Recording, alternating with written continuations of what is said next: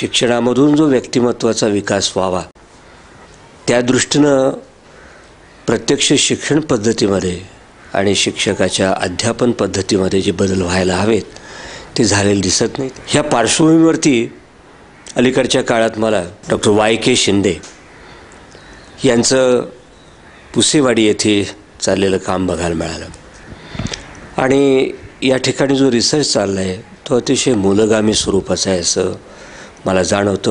आजच्या शिक्षण पद्धतीतला सगळ्यात दोष त्यांना वाटतोय की परीक्षा पद्धती आहे।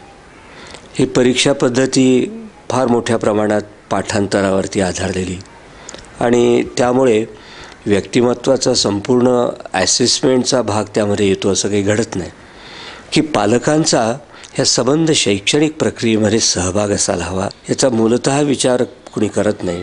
डॉक्टर शिंदे यांनी तो विचार मूलतः केला आहे आणि की त्यांनी नवा मार्ग दाखवण्याचा प्रयत्न केला आहे।